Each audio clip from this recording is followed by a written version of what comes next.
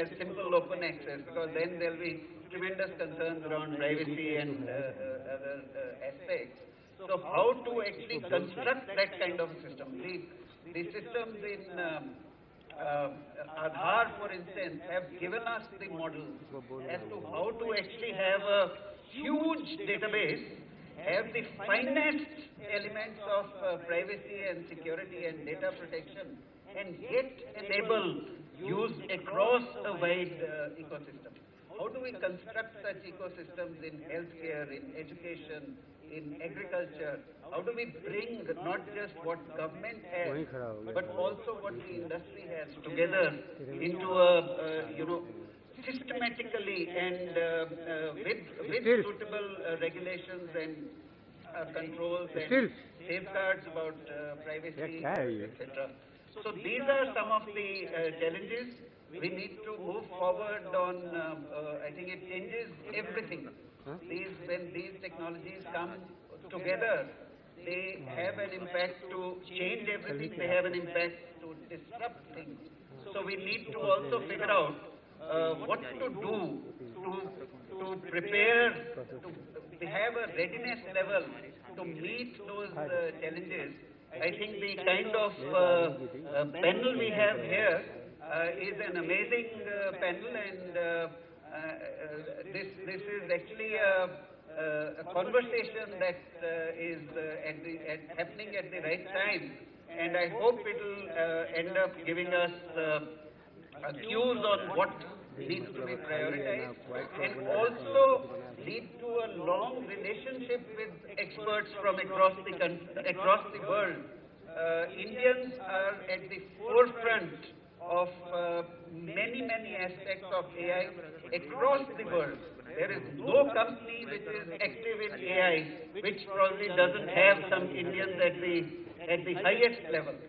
So it's something to celebrate, but we have to forge an effective partnership where we have continuous and continued support from the finest experts, and get on with the task of nation building at a time when tremendous disruption lies ahead with the use of these technologies. So with these, I look forward to being here and to contributing to the journey. Thanks for having me here. Thank you.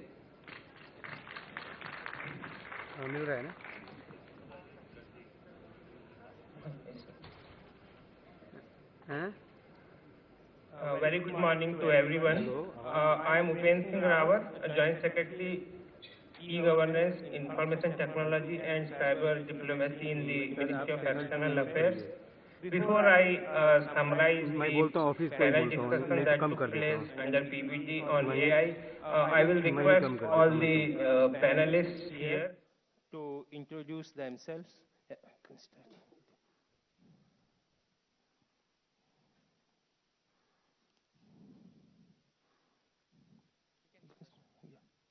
Good morning to all.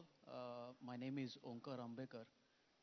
I am a director for Center of Excellence working in Bristol. I am also on the AI policy formulation body for European Union. Thank you. I'm Professor D. Shaktikumar. I'm Deputy Director of Bio-Nano Electronics Research Center and also Professor in Undergraduate School for Interdisciplinary New Science. And I work in the field of bio-nano human interface and nano drug delivery and biomaterials kind of things. Thank you. Good morning, everyone. I'm Pradeep Varakantam. I'm an associate professor at the School of Information Systems in Singapore Management University. My research is on how to build AI systems to improve urban efficiency. And in that context, we have developed a lot of systems for improving safety and security in urban environments. Thank you. Hi everyone, my name is Rishabh Sharma and I'm the founder and CEO of Fluidi's Intuitive Intelligence. It's a global artificial intelligence company, and my primary focus is intuitive intelligence, where we design AI algorithms with a human-first approach. That is, keeping in mind the human beings who have to interface with the technology systems we are designing.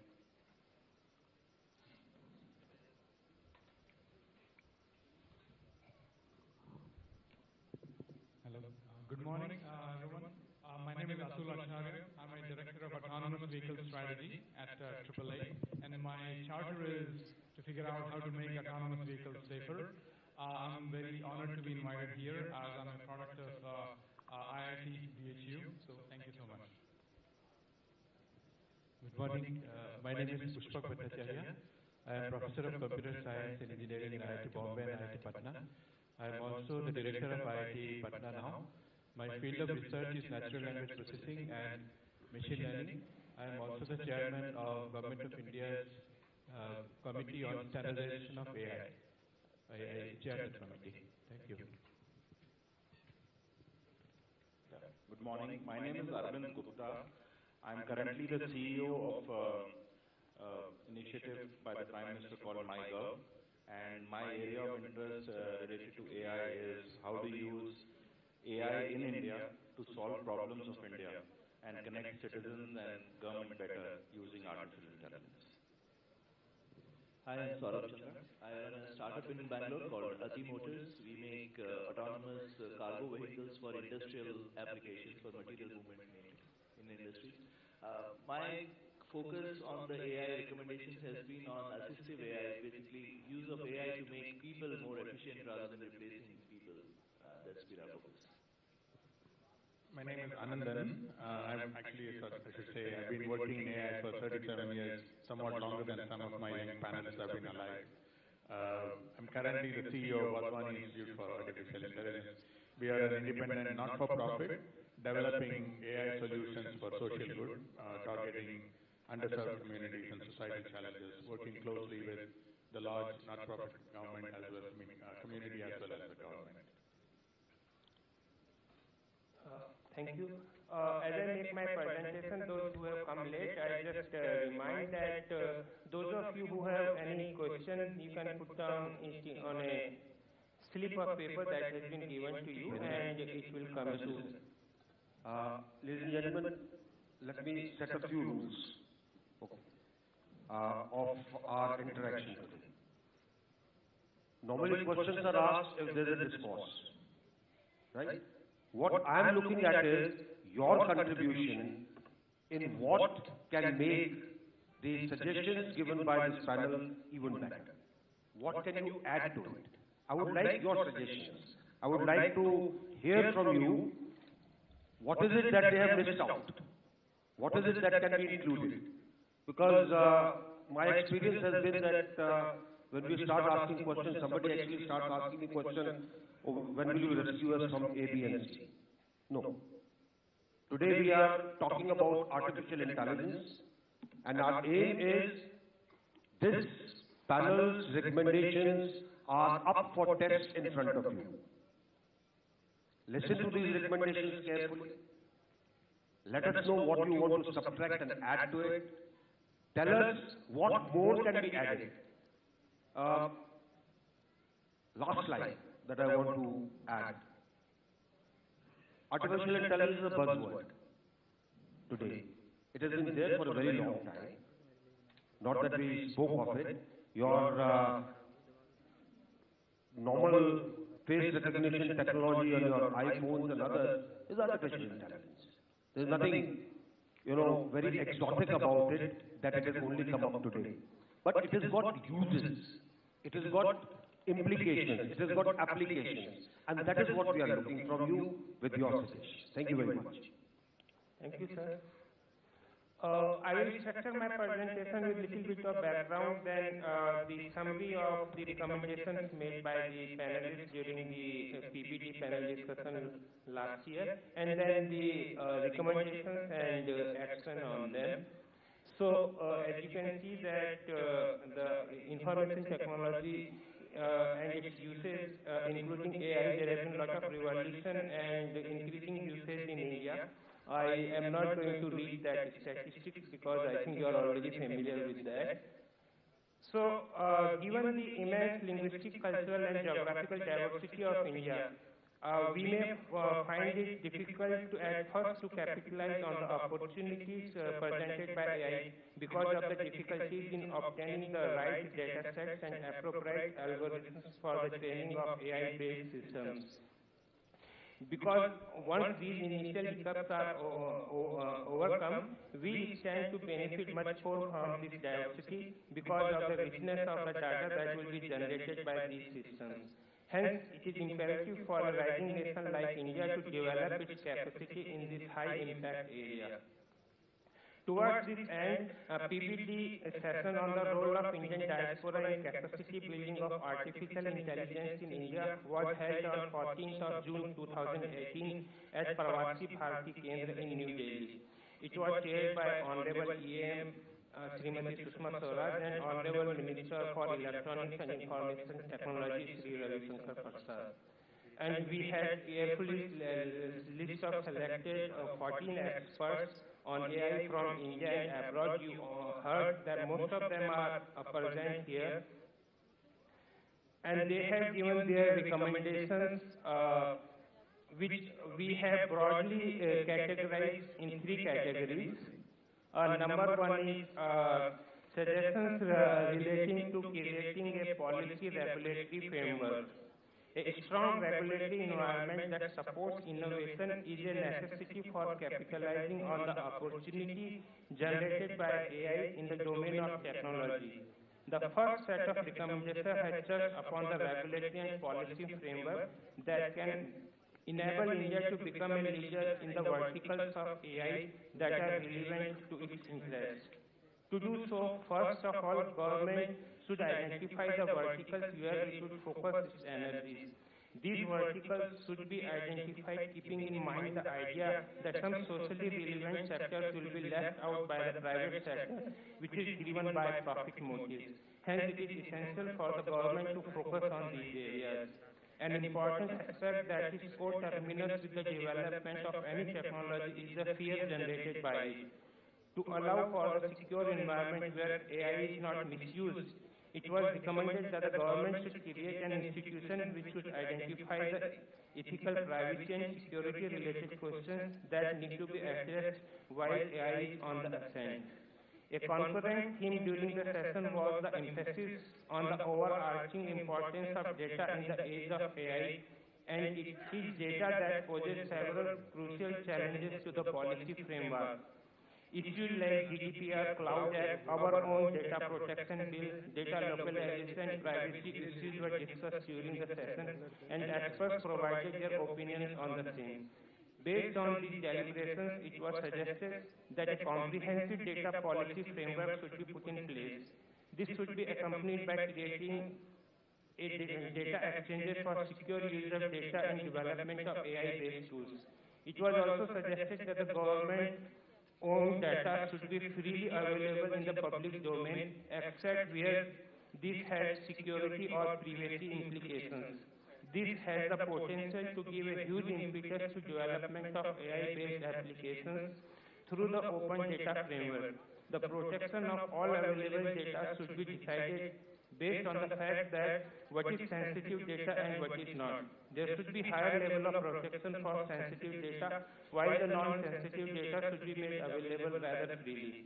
Further, it was recommended that as India has taken a lead in gathering resources and pushing the international agenda for clean energy in the form of International Solar Alliance, similarly, it should take the global center stage in mobilizing resources for research in AI. The second set of suggestions relate to structural changes that need to be done at the level of institutions in our country to bring about the AI revolution. Original research is indispensable for any advancement in the area of technology.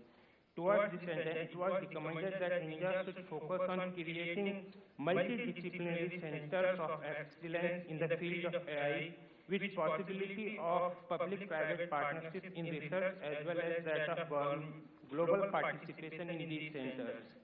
These multidisciplinary centers of excellence can be of 2 types. One should focus on augmenting the capacity of India through AI, and other for catering to global demand for AI applications. 2 different types of COEs are needed because the need for India is to augment the capacity of the workers, whereas the world is focused more on automation, which is not as relevant for India. The focus of these centers should be on building long-term partnerships to come up with solutions that benefit the society as a whole in areas like wildlife conservation, healthcare, security, etc. Investment should be made in strategically chosen sectors with periodic evaluation of the outcomes. The research being done on AI in the country should also be linked to ground realities and should be focused on solving the problems of the country and not merely imitative of the other developed countries.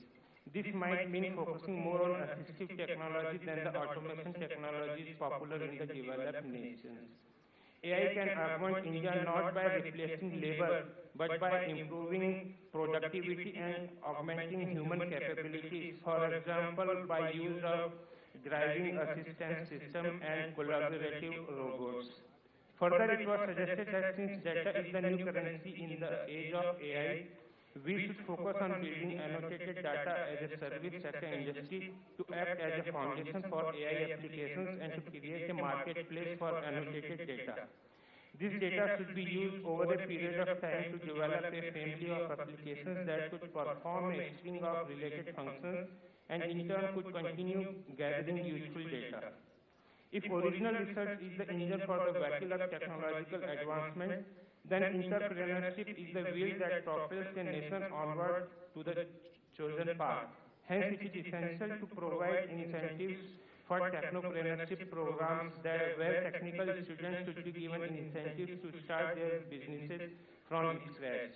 It was also suggested that the 1,000 promising startups should be identified in the domain of AI, and each one should be adopted jointly by one enterprise and one academic institution so as to provide guidance and to nurture them in their initial stages. While it is important to create solutions for our problems, it is equally essential to learn from the experiences of our peers. Hence, it was suggested that Indian diaspora should be involved in learning from the experience of developed nations about how to assimilate technology. The most crucial link in the chain of achieving this objective stated above is having ample number of skilled manpower, and that is our third group of suggestions about skilling and reskilling of manpower. This needs to be done on all platforms ranging from schools to universities and through platforms of open learning. For this, it was suggested that there should be introduction of basic courses on AI at school level as it has been done through interactive courses in China. Specialization options in AI should be made available at the undergraduate level in universities. More faculty should be hired at top institutes for research in AI, and they should be incentivized through special grants and a national research fellowship in the field.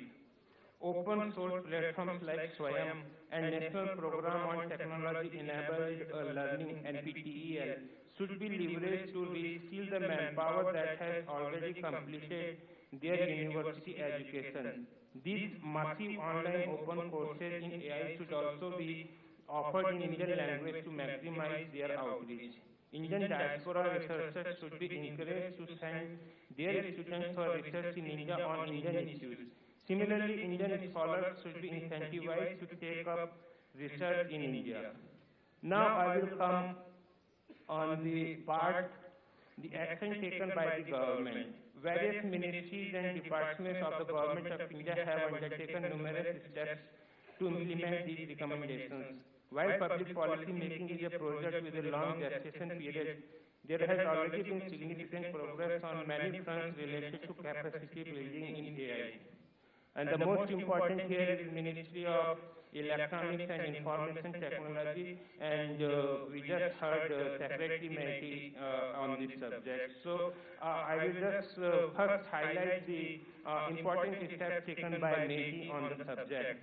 Now, Mehti being the nodal ministry in Government of India for Information and Technology, it is implementing the Digital India program to transform India into a digitally empowered society and knowledge economy. One of the scopes of Digital India program is making technology central to enabling change through deployment of emerging technology. METI is focusing on AI-based research and applications in various national missions involving citizen-centric services, including critical sectors like health, education, agriculture, transportation.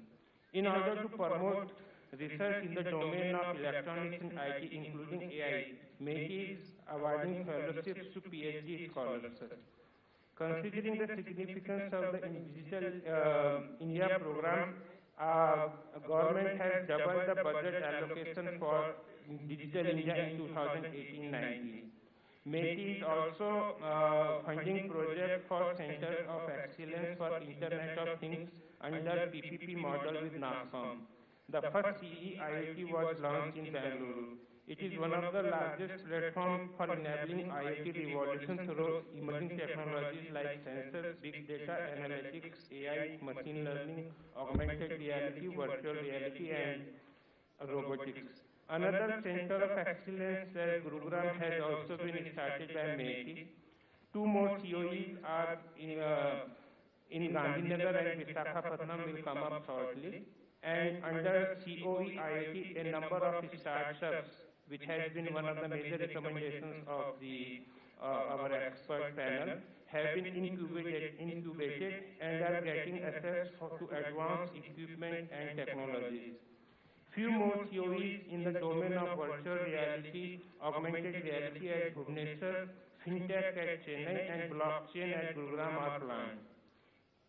In order to create a policy framework and to develop the ecosystem for AI, METI has constituted 4 committees covering all the aspects of AI, and these committees have submitted their report and they are in the final consideration of the ministry.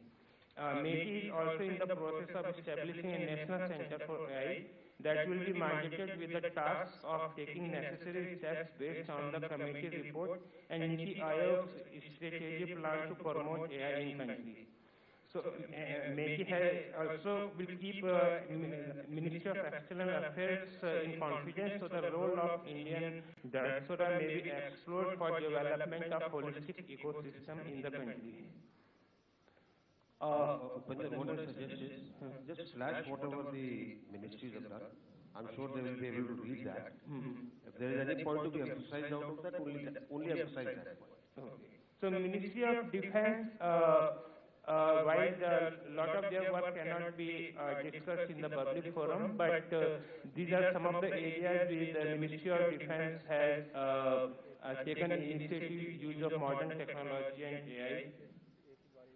Ministry of Health and Family Welfare, it has taken several steps for, especially in the use of IT in like teleradiology, electronic health records, and also to make more and more big data available to enable AI-based technology to give a better prognosis and diagnosis. Ministry of External Affairs role in the area is in the form of like similar to the PPT discussions we have and engagement with diaspora. Our OIA2 division regularly interacts and acts like a bridge between the foreign participants, diaspora, and various ministries in the government of India. And Ministry of HRD has very important role because as one of the 3 pillars, 3 areas that experts suggested, it is education is the main mandate of MHRD. So they have, as you are already aware, that they have created a platform like Swayam for MOOC courses. They are also working on national mission on education through information and communication technology. And there is another program called eSource Hindu, which is basically to democratize education and dissemination of knowledge. And AI is also working on initiative to promote concept of smart classroom. And one of the major themes on it will be AI-based personalized adaptive learning for the students. And the last is the role of Niti Aayog, which is cutting across all the areas and not only giving solutions in terms of policy, but also coordination among all the agencies in the government. In fact, Niti Aayog came up on a policy on AI on 4th of June 2018, and it has taken various steps to benefit from the AI, including agreement to launch Model International Center for Transformation Artificial Intelligence with various organizations as per detailed here. So I will conclude my presentation that while this session and subsequent action by the various ministries have touched upon by significant aspects essential for capacity building in the domain of AI in the country, the area of artificial intelligence is so vast and overlaps with so many other crucial areas that despite the best efforts of our experts, due justice could not be done on many of the other important areas like emerging cybersecurity challenges due to aspects of AI.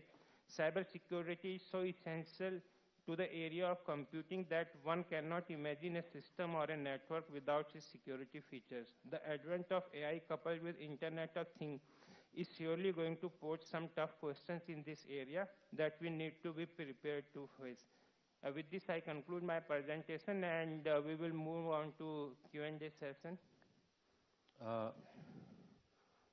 Let me take over this, because I can see that my artificial intelligence is working.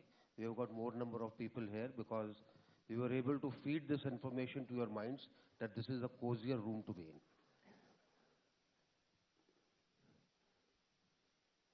आपने देखा होगा काफी recommendations हैं और खासकर हमारे panel ने बहुत रिकमेंडेशंस दी। पैनल के अंदर दोनों तरफ के एक्सपर्ट्स हैं, हमारे प्रवासी भी हैं, भारत के भी हैं। अलग-अलग मंत्रालयों ने, all ministries have also worked out various things. Now,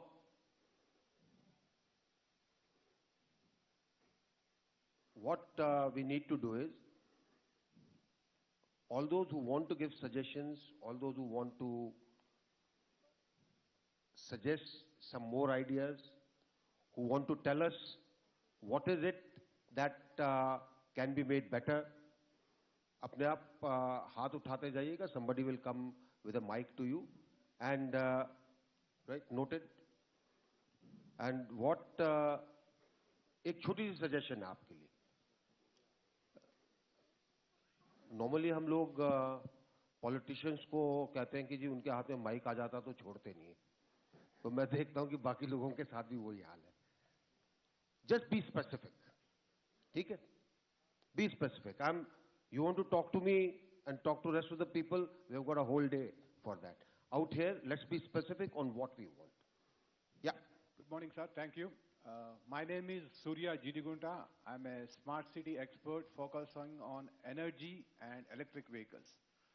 My question is on the health insurance, the Ayushman Bharat. In the presentation, I have seen the data sets. आप सवाल पूछ रहे हैं, आप suggestion देना चाहते हैं? No, I mean, I will be very brief, sir. 20 seconds. Okay. So we have the data sets of Jan Adhan account, Aadhaar, and mobile.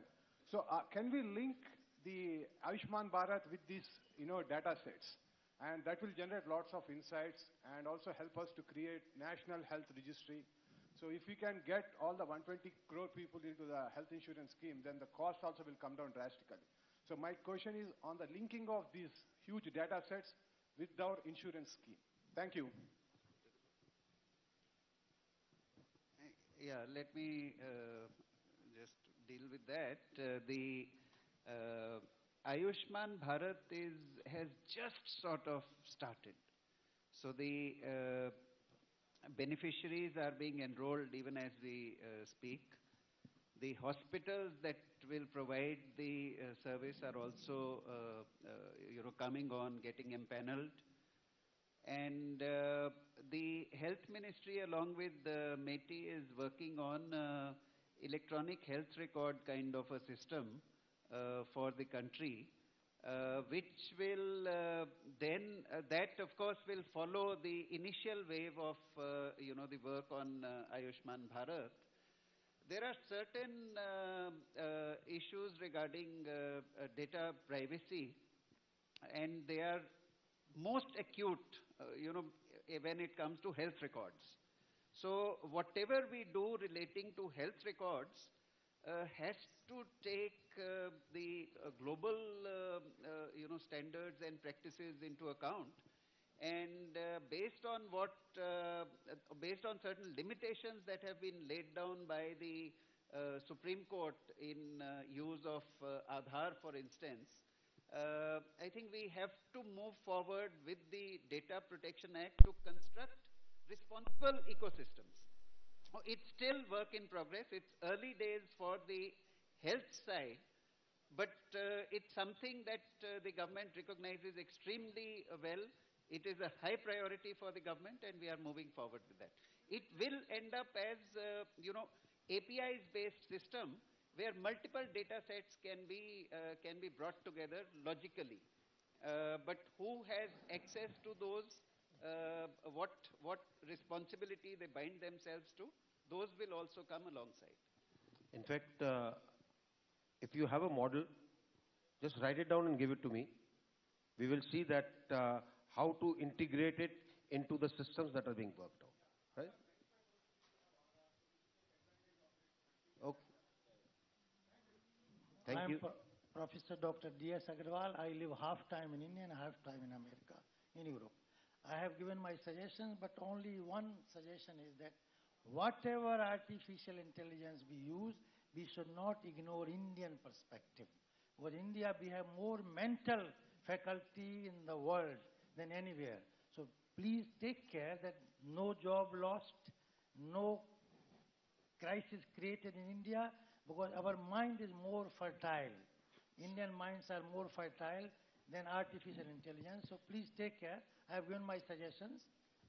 5 suggestions I have Thank given. you. Dhanyawad. Thank you. Thank you. If I may on this, General. My name is Sundareshan Subramanian, and I'm the President CEO of Consult Subi based in Chicago. I used to work with the U.S. Embassy, and now I promote energy and environmental projects from U.S. to Asia. My suggestion is about precision agriculture. It's a sequel to the question or suggestion offered by my friend. India has got fertile land, but the productivity can be improved many times by using precision agriculture models, which is a recent phenomenon in the United States, where there are sensors employed through satellites, and NASA is really helping us in that with a program called EcoStress, which could be very easily employed in India to measure the soil content, moisture, the fertility of the soil, and many other things. Like it can zoom on to a leaf in a 100-acre farm and see which one is getting more water or less water. This way the productivity can be increased substantially. And if you like, I can give you a model. I can even give you the EcoStress program. And I'm already working with a private organization, but it would be nice if the government can cooperate in this project. So this is my suggestion, and I'd like to work with you on that. Thank you very much. Thank you very much. Hello. May I? Yeah. So Ravi Pathak, Ravindra Pathak from US. I'm a Senior Director in Oracle Cloud SaaS, Fusion Cloud SaaS. So my suggestion was, I know I saw the presentation, different ministries are working. Are they all integrated? Because that's where many intelligence fail. In several countries, the data is not shared amongst different ministries. So hope you're taking care of sharing the data.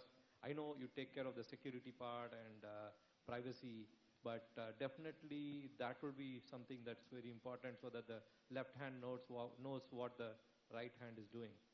The second part was on database. So do you use really good hardware? The hardware part of it I've not seen anywhere in your presentation. Like Oracle definitely have very good technology on their database side. If you need any help, we could help. Thank you.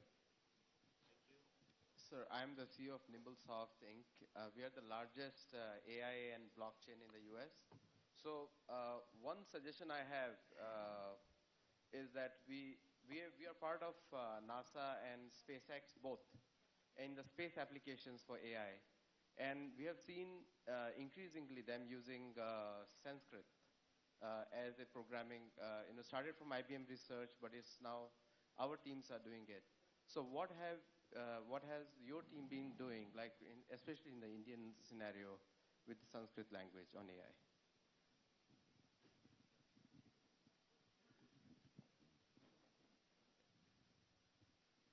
Anybody else? Yeah. Just pass on the after him.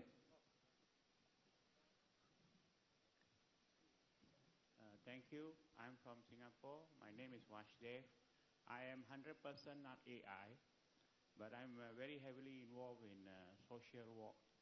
So actually, I'm wondering that, of course, we can do a fantastic number of projects, but do you have a list of those who are urgently needed so that more people can focus, and then that can show a result, and also get people involved to feel happy to be involved in AI.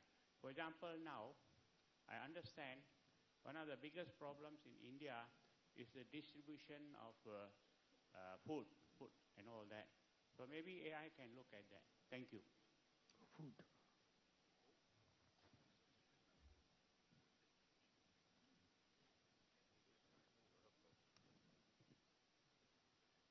Anybody else? Yeah, I'll go. Yeah. Yeah, hi. First of all, I'm very impressed what you guys are doing. Myself, Ritesh Tandon, I'm a CEO President of Crystal, which is an AI-based company manufacturing hardware back in United States. I see that like what you have planned out is very well, but since I'm focusing on enterprise market, I just want to give one suggestion to the government that engage more closely with Indian companies like Reliance, Tata, and all those things who are working on AI, and they have some segment. And maybe we can utilize some of the data, what they have and what data government have. And we can work together and we can grow much faster. Because government is a one sector, but the enterprise deploys a lot of people. So we can take the advantage on both the sides. Thank you. Yeah, just next. We'll come back to you. Hello. Yeah, myself Vijay. I can understand this is specifically for capability building. Just a quick question. Just hold it nearer. Oh, okay. Sorry. So this is specifically the session for capability building on AI. Is that building of the resources, people that we are specifically looking for suggestions on? Because if that's the case, we are trying to set up a business here, and I can understand that there is less number of people who are well-versed in AI technologies, whether it is NLP or image processing, so on and so forth. So one of the suggestions that I would like to give is for initiative an open source project, which can be involved with, because I know IIT Kharagpur is already doing research on AI, and all the other IITs. Linking all these IITs, there should be an open source project launched for NLP, specifically focusing on Indian languages, because that can help from an Indian perspective, even for government information dissemination. So I've also looked at the Niti Aayog white paper. Yes, of course, the white paper is really helpful, but unless and until there is activity done on the ground to inculcate that knowledge into students, the resources that come out, it is very difficult for startups to take and educate them on AI. And I think that's a problem. At this point in time, there are around 4,000 jobs, vacancies, which is not filled because there is lack of people who has got AI knowledge, whether it is using NLTK toolkit, or whether it's using any advanced toolkit like whether Microsoft has got Louis toolkit. And there are a lot of also IBM has got Watson. But we don't find people in India who knows how to use those toolkits. Who are there, they're all working for the big companies. And when we have startups, because I'm trying to open up a startup in India, and it's very difficult to find resources who are well-versed in AI technologies at this point in time. Okay, thank you. Just pass on the mic here, in front of you, Yeah. Hi Alexa, where am I? You are in Varanasi attending the third and concluding session, PBD 2019. Thank you very much, MEA officials. It was a very excellent program, and you have done a great job in spite of lot of hiccups. One thing I noticed was I'm the group leader of about 20 people from Kanchi Kamakodi Pidam, and I make a living with American Heart Association. I have a very good question on the next session, but many of us experience problem in uploading our photographs on the site. I don't know how many of you noticed here. We noticed. What we realized was the artificial intelligence could not understand the difference between the uppercase and lowercase of the JPEG. And one of our group members, who is a senior engineer in Google, unfortunately could not attend today because of his religious commitments, he contacted MEA technical team behind the screen. Believe it or not, they have been working 24 hours a day. I have names of 10, 15 people, including 5 secretaries. Thank you so much, Minister and Secretary. But they fixed it immediately. And when we came here, when we did not see the photo on the badge, which they said that it would be, we then connected it. Probably because of that, they had a problem, or some of the images which are not stored properly. Instead of putting some and putting not some, they decided not to put it for everybody. I don't think anybody has got the badge with the photos, correct? Thank you very much. You did not change for one with photos and one without the photos. That was a good manual intelligence, superseded the artificial intelligence in not mixing up and creating a problem. But you did a very good job in scanning the badges so that somebody goes in, hands over it to somebody else, and then come in for eating. So thank you very much. And only one request is, can we get the link for all the PowerPoint presentations before the event so that we can be prepared to watch on our tablet, or at least give us a link after the event. Okay. And I should not be barred from asking question for the next session, which is very important. Thank you.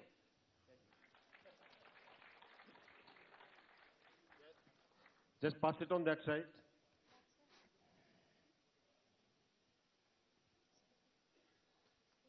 We have got a mic that side. Pass it on here. Good morning, everyone. My name is Samay Parsing. I am working with Japan, and we are talking about artificial intelligence a lot these days. But do we talk about mathematics? Because this is our mathematics, and it is a applied science, which we have not rediscovered our Indian mathematics, Vedic mathematics, and a lot of these problem-solving issues. I am practically working in Gujarat in some school education where we are using STEM AI program. So we are empowering 4 subjects: science, technology, engineering, mathematics, with applied intelligence. So until we will not apply in basic education these kind of problem-solving issues, we will not be so much succeed, and we cannot develop our own system. We can bring a lot of things from abroad, but how we can empower our children? So especially if our government provide us opportunity to work in schools for these kind of STEM program, we love to work together in India. Thank you very much. Thank you. My name is Vasu Murthy. Just hold it slightly nearer. Yeah, Vasu Murthy. I have founded a not-for-profit for inculcating social awareness in children. And one of the items I want to do is also, tie it into AI and poverty, and the six ingredients of poverty, which is environmental, literacy, shelter, healthcare, overpopulation, and food. So basically, children would come, do an internship, find patterns in their local ecosystem, analyze that, and also create a career plan. And when they head to college, they'll have a very clear idea of what they want to accomplish in college. enroll all the fragmented members in their community, their parents, grandparents, school teachers, coaches, mentors, and so on. So I have a model. I'd like to speak to somebody in your team. If it is of interest, I'll reach out to you and you may guide me. Thank you. Okay. I'm going to take 3 more. I've seen 3 hands. 3 more. Yeah, this side. Good morning and thank you for this opportunity. Pass it on there, just behind you. To the lady there. Yeah. Yeah. Good morning and thank you for the opportunity. I'm from Canada. Just hold it near. Normally they say, hold it like a banana. I'm from Canada and I did my thesis in machine learning, hence the interest.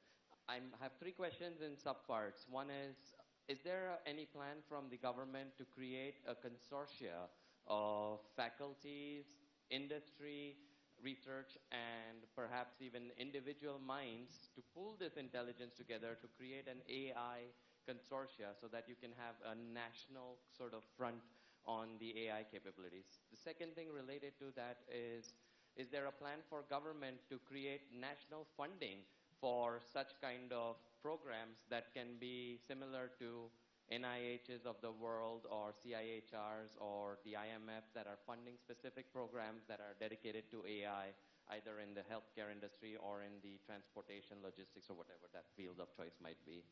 And then the third question is, what kind of funding programs then can be made available to commercialize this technology into startups? So a program to link the startup India specifically to this sort of new trend or new theme of using AI.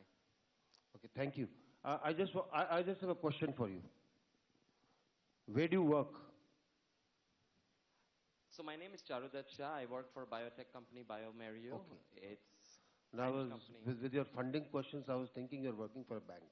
No, we work for I'm just industry, joking. but Don't very worry. often there is a good No, collaboration I'm between just joking. Don't academic, worry. industry, and funding. Right. Okay.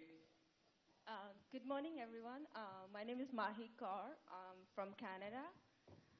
I'm a filmmaker with a background of finance industry. Actually, just a little suggestion, like not only the artificial intelligence, but now the virtual reality is being used more in European and Western cinema. Indian film industry is one of the biggest film industry in the world. And I just want, if we can use and promote more of virtual reality in Indian film industry as well. Thank you. I had one hand in the back. Somebody, yeah.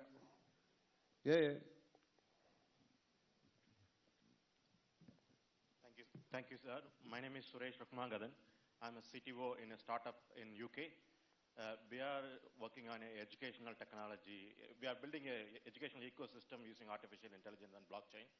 And we are connecting a number of, nearly 32 communities around the students' life cycle, end-to-end life cycle, right from starting their education up to start completing their education in the colleges. My suggestion is there are a lot of artificial intelligence initiatives coming, like educational technology, startups, creating a lot of new innovations. It will be ideal to have one central system which connects all those innovations and taking that to our teachers in state schools and all the kind of remote schools, where it will be hugely beneficial for the teachers to mix and match those kind of artificial intelligence or other kind of virtual reality, augmented reality kind of technologies to benefit our children and our students. And also artificial intelligence under the augmented reality can also be used for helping the schools to overcome the shortage of teachers. And that's one of the key area which I thought the government should look into, if not already. Another area which I recently started looking using Microsoft artificial intelligence capabilities to address some of the deforestation gaps in our mountains where I came from. I came from Tamil Nadu, where particularly in our area, complete deforestation happened. And I'm thinking of using drones as well as artificial intelligence to to like kind of seeding number of drought areas so that we can grow trees and number of plants in those kind of areas. So that's another area where artificial intelligence can be significantly used. Thank you. What I'm going to do is, out of our panelists, I'm going to give them 2 to 3 minutes each to tell you exactly how they arrived at these recommendations and what is it that they are seeing now, the work which is being done. I've got the Secretary, INT also, there are some people who are also working for the government. They will tell you in short, because that will also clear some of the questions and doubts that have been raised as to what is happening.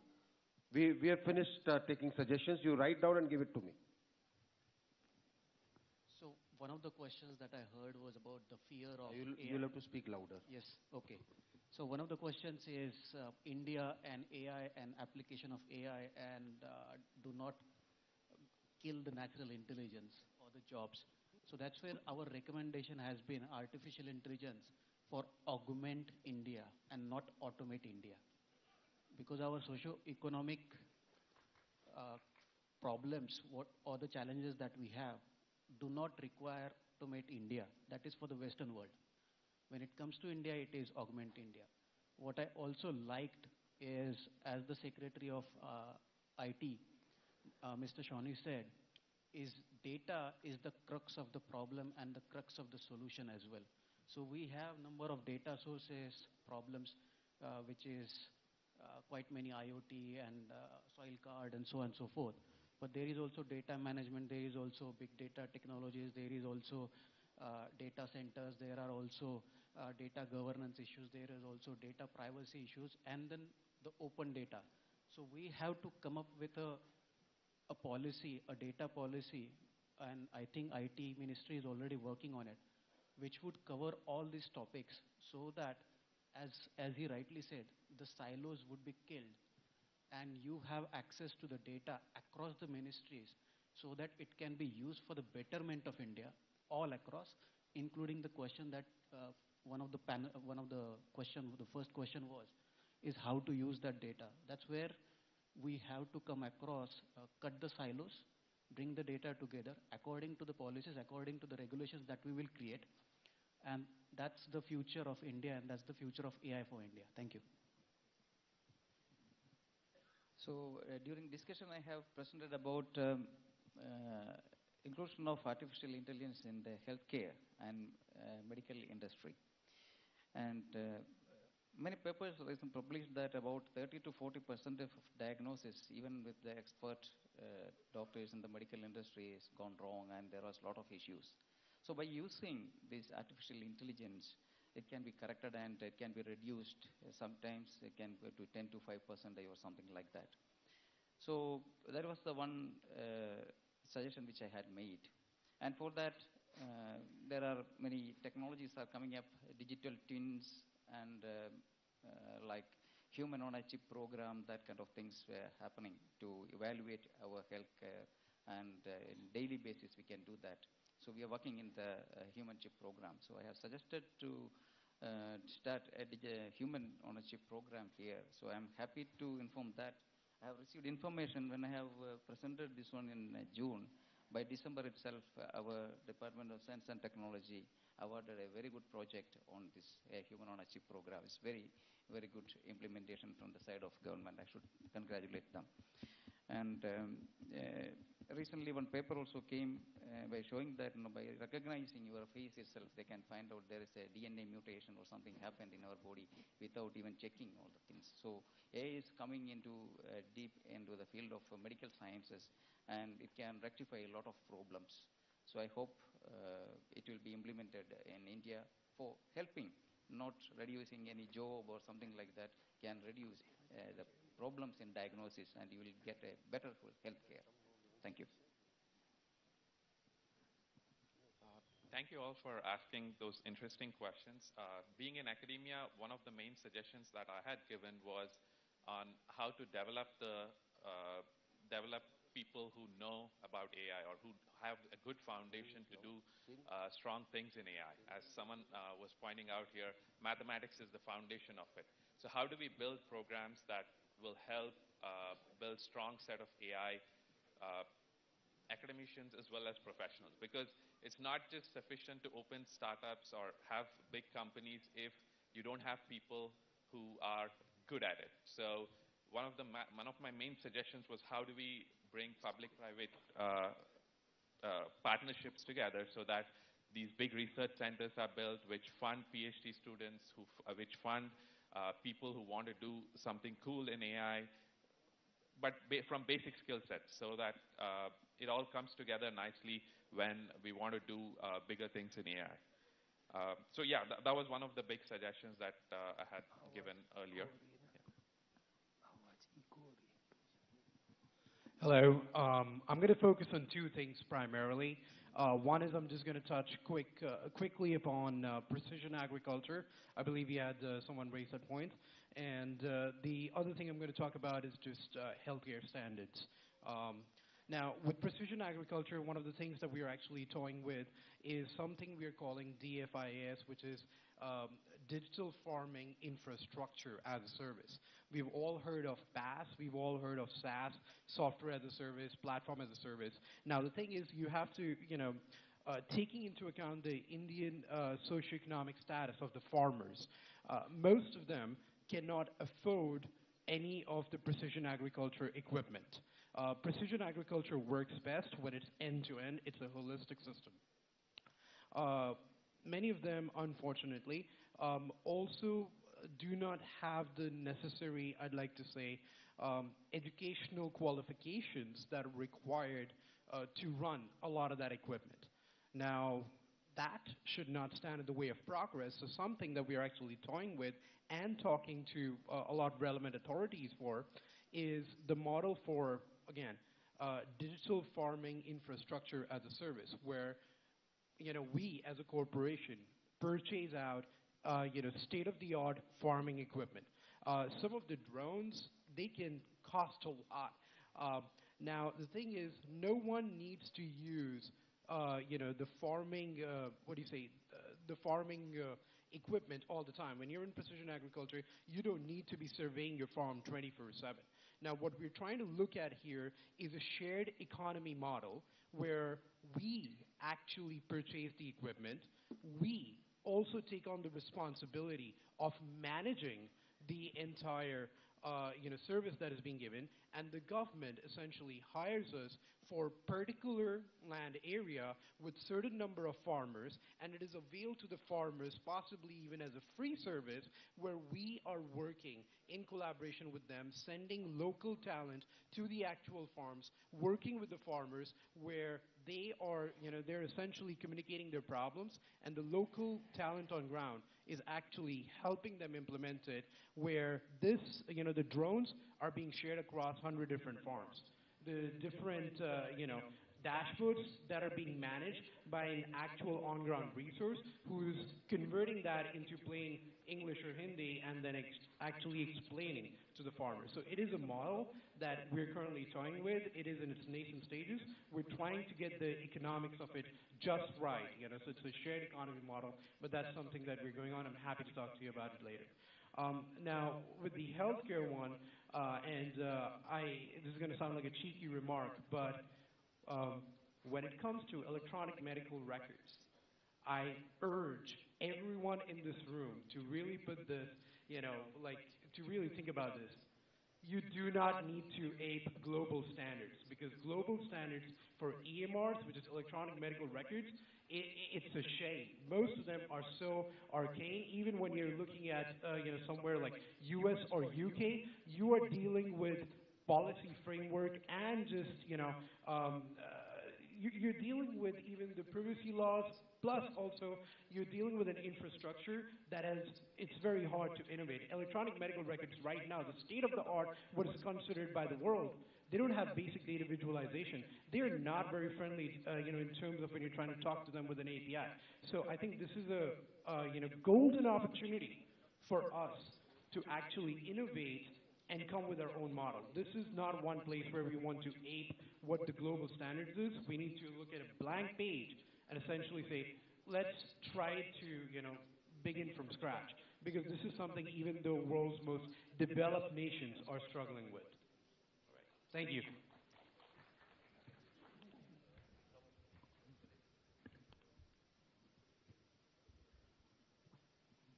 Thank you.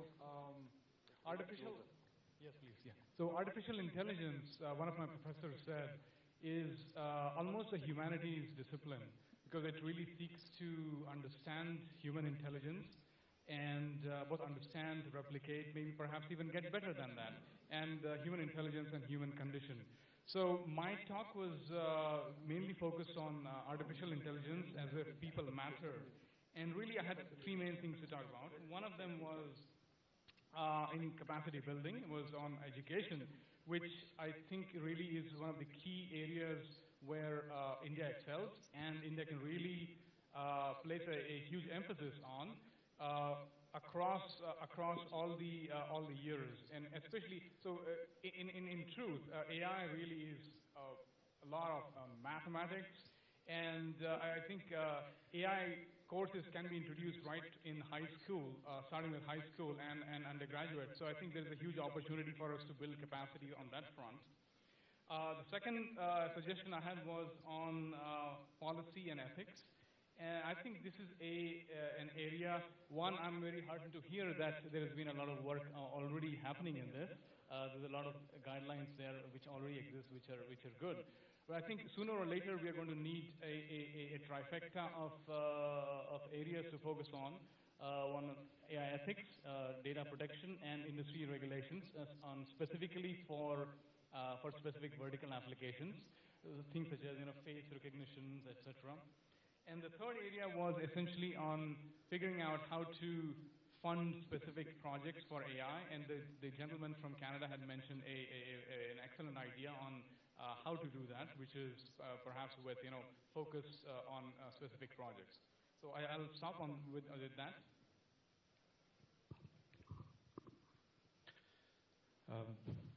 So Honorable Minister said how we recommended, what was the source of the recommendation that we made. So I'll answer that question and also some of the questions which have been directed to me from the floor. So I may be excused for touching upon some fundamentals because this is a very old habit, and old habits do not die easily. So AI, artificial intelligence, is indeed data plus probability. So we have to understand the source of the data, which means we have to understand the phenomenon. For example, in natural language processing, we have to understand linguistics. It's important.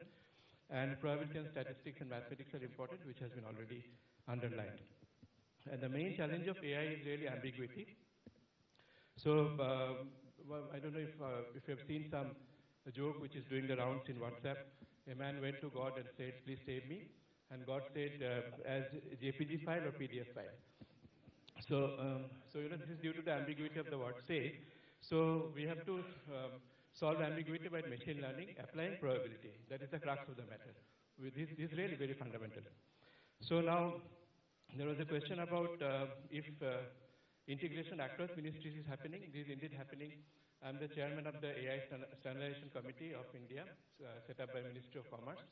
And we are talking with all kinds of organizations across disciplines, across areas, including railways, airlines, database companies, and so on and so forth. So that's happening. And one of my suggestions last time was integrating or synergizing startups with academia. Startups have a lot of energy. They are willing to take risk. Academia have perspective, foundations, so they can provide the guidance. So I myself am working with a number of startups, and I must tell you that I see a lot of unifying theme. One of the unification situations is many startups require matching of structures. Okay, just two structures have to be matched with probability, and that is such an important fundamental problem across startups. It is important to see that, and academicians can see that. Now, AI in curriculum, there was a question from the floor. Artificial intelligence has been introduced in almost all university courses, postgraduate level, undergraduate level, all IITs are doing that. And there was a question on what is the cost of postdoctoral fellow in artificial intelligence in a university in India. So postdoctoral fellowship ranges from 60,000 to 70,000 rupees to about 1 lakh rupees. There is this NPDF scheme which pays about 1 lakh rupees per month. So that can give you an idea about the amount of expenditure for postdoctoral fellows. Also, it depends on the department. Okay, chemistry, if chemistry is using artificial intelligence, there the consumable cost will be very high, but we can discuss separately offline. Another point was about integrating startups, universities, etc. There was a point about natural language processing tools being used. Can people use them? So I'm again leading an effort in the country initiated by NITI Aayog. It is for creating NLP stack. That is tools and resources on a platform which industries can use for large application development. And that will cater to this need, especially in the natural language processing domain. Now, artificial intelligence exposure is definitely happening. There was a point from the floor again. And everybody is aware that AI is an important technology, which is very impressive, surely, and it's a big opportunity for us. So finally, the summary is that do please remember this point that AI is data plus probability, and ambiguity resolution has to be done with machine learning, and startups and academia have to work in synergy, definitely. Yeah, hi. I think Professor Bhattacharya has spoken on various issues. I'll only focus on two very short answers. Since I belong to the startup world, many questions got asked about startups. Saurabh actually represents a startup over here which is doing autonomous vehicles in India.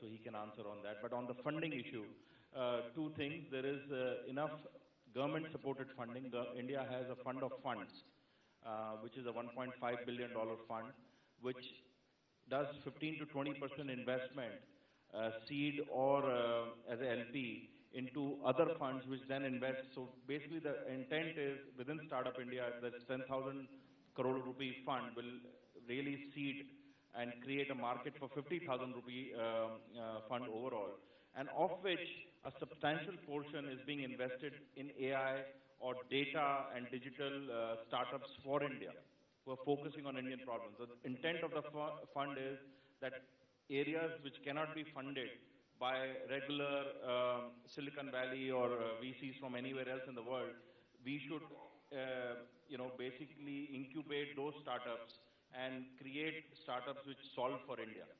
So that is the whole intent, and there is substantial funding available. So I want to assure that from the government there is substantial funding available, and in fact we see a lot of exciting AI companies in the space of agriculture, health.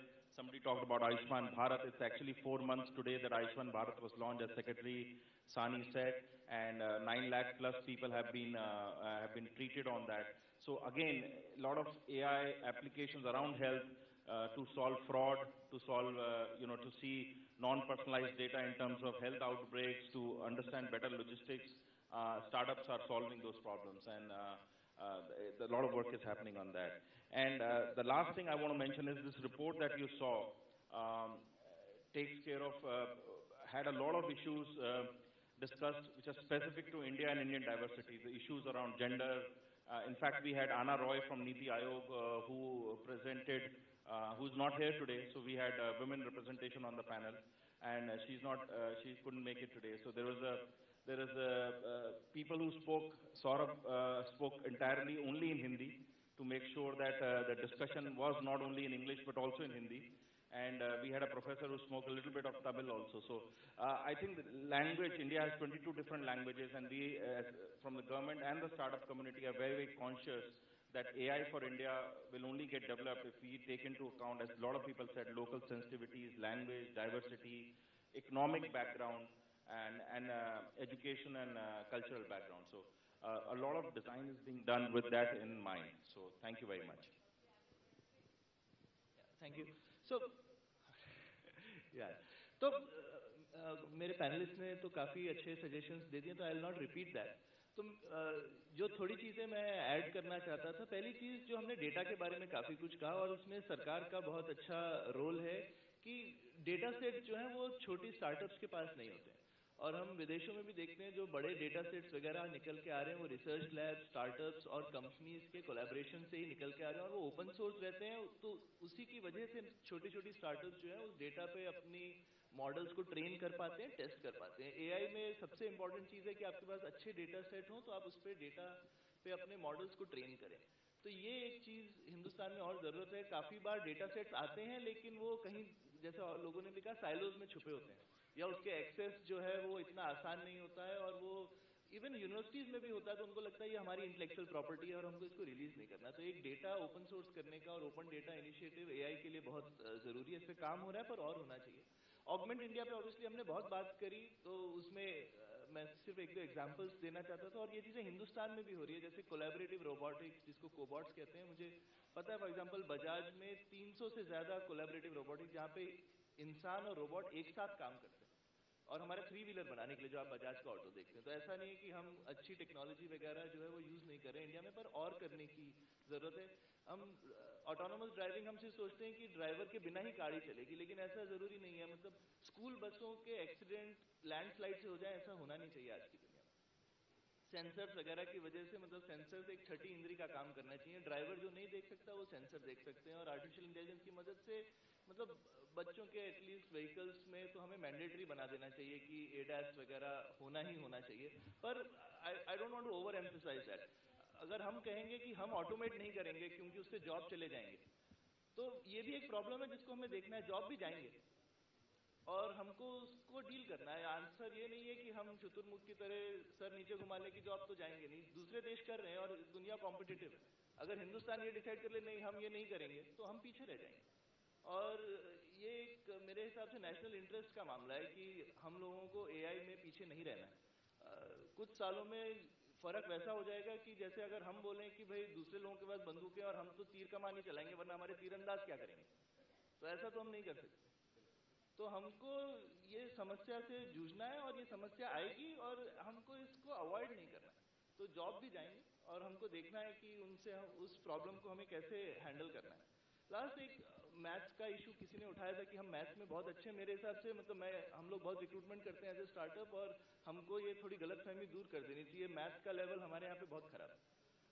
आप किसी भी graduate को maths में interview करके देखिएगा और फिर बताइएगा मुझे कि मैथ्स का लेवल हमारे यहाँ क्या है। तो अंडर ग्रेड लेवल पे स्पेशली हम लोगों को बहुत अपना मैथमेटिक्स का जो लेवल है वो इम्प्रूव करने की जरूरत है। और एआई इज ऑल मैथमेटिक्स, जैसा पुष्पक जी ने बोला, AI is all mathematics and, और हमारा जो मैथमेटिक्स का स्तर है अंडर ग्रेड लेवल पे दैट इज एब्सोल्युटली लैकिंग। हम लोगों को बहुत इंप्रूवमेंट की जरूरत है। स्टार्टअप्स के बारे में ऑब्वियसली गवर्नमेंट बहुत हेल्प कर रही है और इंटेंट बहुत ज्यादा है, पर मुझे लगता है फंडिंग के अलावा व्हाट गवर्नमेंट कैन डू, जो कि हम बाकी यूरोप और यूएस वगैरह में देख रहे हैं, is act as a first buyer and act as a codeveloper. क्योंकि काफी सारे प्रॉब्लम्स हैं जो कि सिर्फ गवर्नमेंट के साथ मिलकर ही कर सकते हैं। प्राइवेट कंपनी बोलेगी कहाँ प्रूव किया है, कैसे डेवलप किया है। प्राइवेट कंपनीज बड़ी के साथ में काम करना अक्सर मुश्किल होता है स्टार्टअप के लिए, लेकिन म्युनिसिपैलिटीज के साथ में specially lot of problems solutions are with municipal things. Waste management हो गया, इवन ऑटोनोमस वेस्ट पिकिंग हो गया, सेग्रीगेशन हो गया।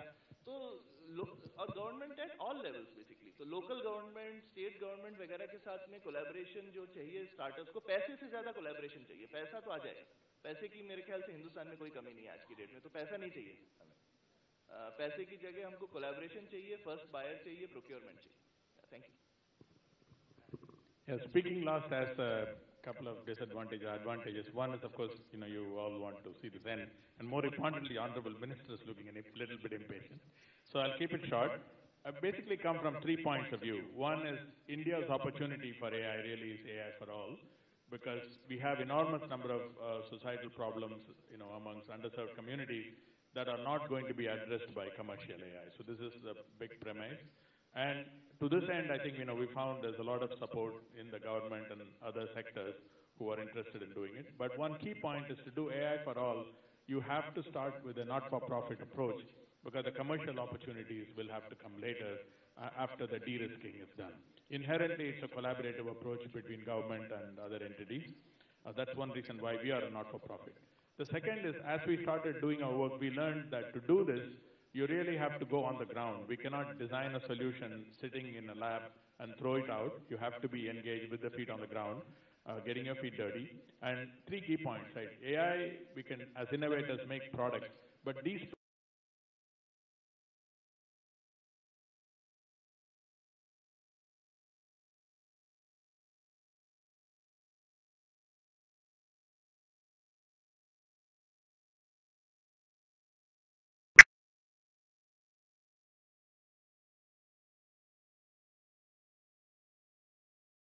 beyond the technology itself. And we have to take a systems approach. In India, primary health, there's a large system. Agriculture is statewide, education, and each of these systems have to what you do has to be relevant to the systems.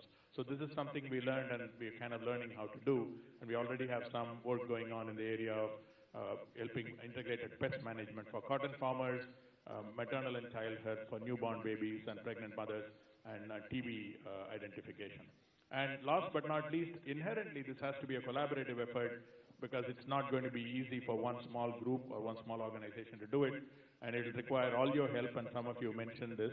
And we are actually planning to curate an AI for all hub that will bring experts together, introduce people in terms of problems and solutions, organize events, as well as create a data ecosystem. Thanks.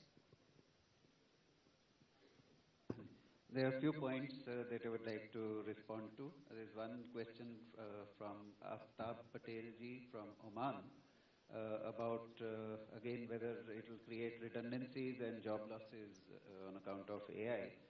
I think our focus is on assistive and augmenting the human capability and doing a little less, though we cannot avoid the, even the automation and certain avoidance of losses. What works for us is we are service providers to the globe. And we need to actually build our skills very rapidly. There's a future skills platform which has been set up actually by Indian industry, and government is joining in with that. Already more than 2 lakh people who are working in Indian IT companies are actually taking excellent courses on the future skills platform. The target is to actually retrain as many as 20 lakh people from the industry itself. In addition, government is coming forward with the program to train, to make use of this platform for another 10 lakh people over the next 3 to 4 years. So this is one thing I wanted to mention. A number of centers of excellence are actually coming up across the country. Some of these are on core technologies and on sort of organizing data. Others are on problem solving. For instance, Center for IoT in agriculture. It will also make use of AI, because there's no way of actually dealing with only IoT and not getting AI into the picture. So 2 centers, one in Patna, one in Guwahati. Then centers around financial technologies. There's another person who had asked about, referred to AR and VR. There's a center of excellence which has come up in Bhubaneswar, which is focusing on AR and VR very specifically. I think one more point which I wanted to mention is that National Software Products Policy is now almost ready, and we'll be coming out with that shortly. That will address many of the points that have been raised by many of the by panelists as well as participants. One, of providing support to startups. Second, of creating co-development opportunities. Third, of leveraging government buying, especially by involving the departments, creating test beds, creating regulatory sandboxes, and then moving the products onto, even if they are products without competition, still providing them an opportunity over the GEM platform, the government e-marketplace platform, so that more and more government buying can happen. This is the way many countries have actually, launched or taken their startups and companies into a major orbit, and this is also the path that we are going to pursue. I also wanted to mention that both on core technologies, DST has a large program on cyber physical systems, and most of our IITs will join in with that effort. IITs and premier institutions will join in with that effort, where core technologies, we are bringing major research groups into the play on problem solving, both from NITI Aayog and from MeitY, and later it will be led by the concerned departments to create larger ecosystems where data and opportunities can actually be brought together in a sort of a regulated kind of ecosystem. So one issue I wanted to mention in particular, India has 22 major official languages and large number of dialects. Now this has been a kind of a bottleneck in communication across different language communities. Now AI is something that holds the potential to actually do away with that obstacle completely. Just in 5 years, we need to set our eyes, and we are working on a program like that to create it as a national mission where we overcome the barriers, where real-time language-to-language communication becomes possible across the language sets. Just imagine what that can do for the country. So that point I would like to close my intervention. Thanks a lot. Thank you. I think we've had a very good session. The Secretary mentioned about the language. Anybody who's used the Namo app, you've seen the type of language options it gives. When you want to see it in any language, click, automatically the whole thing goes on to that. Same is, what we need to do is to utilize the resources that are available. एक सवाल था labs के बारे में. आप लोगों ने tinkering lab के बारे में सुना? Anybody? Very few people. Number of schools we are establishing tinkering labs, well laid out, funded by the government, which are beyond the capability of the school to establish, where the children can actually go and tinker with things, tinker with their ideas, come up with things which can make things better. And that is what will make the base stronger. And there is a strong conviction that I have. We all say we must learn about artificial intelligence school level. Till the time our foundation is not strong, and that foundation is in mathematics and science, you can't go beyond. You need to put that foundation strong. And I think as part of the educational system, that is what is being attempted, rather than introducing things which a person will immediately take on later on. So we are on the right path. And one thing which is missed out in this session, how do you get involved in capacity building? Nobody has told me so far. I would request, write on a small piece of paper, how you would like to contribute towards this capacity building so that we can utilize you as part of our diaspora for this great mission on artificial intelligence. All with me so far? Okay. Again, I have to say, I didn't hear it. Okay. Right. One small announcement. A lot of people are wanting to meet Sushma ji. She is available from 11 to 12:30 in the lounge, which is just behind this on the other side. Anybody who wants to meet her, there are some who want to give her a memorandum, there are some who want to get a photograph, there are some who want to give her a book. Most welcome. Only one condition. That's okay. Only one condition. After you have met her, please come back here so that we can make use of your presence to get more ideas. Thank you very much. Jai Hind.